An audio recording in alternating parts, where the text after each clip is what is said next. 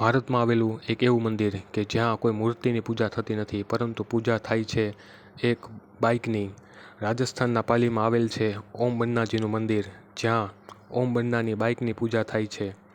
પાલીના ચોટીલા ગામમાં રાઠોડ ઓમસિંહનો જન્મ થયેલો 5 માર્ચ 1965ના રોજ. ઠાકોરોની પાછળ બન્ના લગાડવાનો રિવાજ હોવાથી ઓમસિંહને ઓમ બન્ના તરીકે ઓળખવામાં આવતા.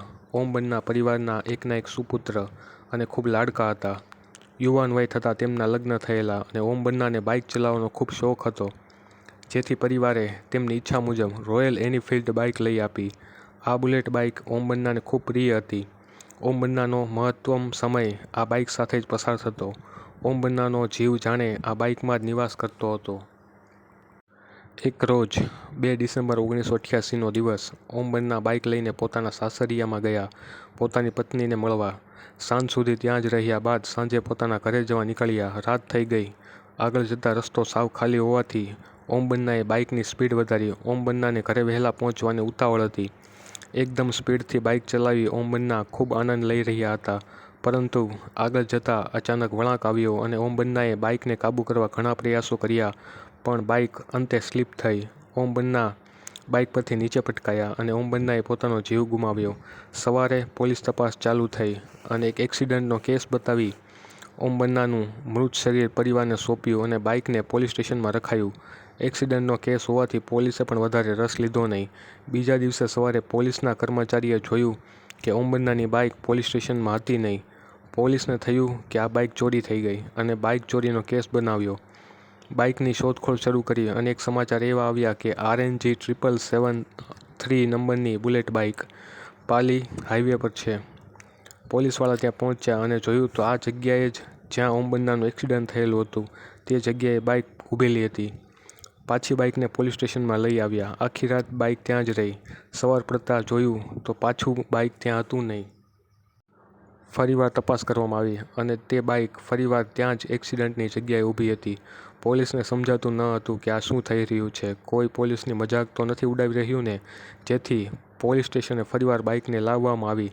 તેમાંથી બધું પેટ્રોલ કાઢી નાખ્યું અને બાઇકને સાંકળથી બાંધી દેવામાં આવી, જેથી કોઈ ચોર આ બાઇકને ફરીવાર લઈ ના જઈ શકે. અને ફરીવાર સવાર પડી અને જોયું તો બાઇક ત્યાં હતી નહીં. ઓમ બન્નાની બાઇક તે જ જગ્યા પર આવીને ઊભી રહી જતી.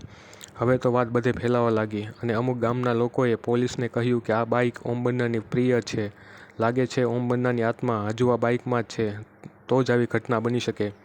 અંતે ગામના લોકો અને તેમના પરિવારે નિર્ણય લીધો કે દુર્ઘટનાના સ્થળે આ બાઇકને હંમેશા રાખીને ઓમ બન્નાનું એક સ્મારક બનાવવું, અને એ મુજબ જ તે સ્થળે બાઇક ઊભી રાખી તેની પાસે એક નાનું સ્મારક બનાવ્યું અને ત્યાર પછી તે બાઇક ક્યાંય પણ ન ગઈ અને ત્યાં જ સ્થિર થઈ ગઈ.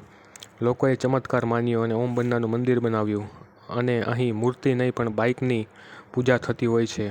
આજે પણ ચોટીલા પાલી હાઈવે પર તે દુર્ઘટનાના સ્થળે ઓમ બન્નાનું સ્મારક છે, તેમજ તે બુલેટ બાઇકનું પણ મંદિર છે. લોકો અહીં બાઇકની પૂજા કરે છે, માનતા કરે છે અને તેમના કામ થાય છે. અને ઓમ બન્નાને અહીં શરાબ ચડાવવાનો રિવાજ છે. શ્રદ્ધા અને વિશ્વાસ હોય તો એક બાઇક પણ તમારા કામ કરે છે, તેનો આ જીવતો દાખલો છે.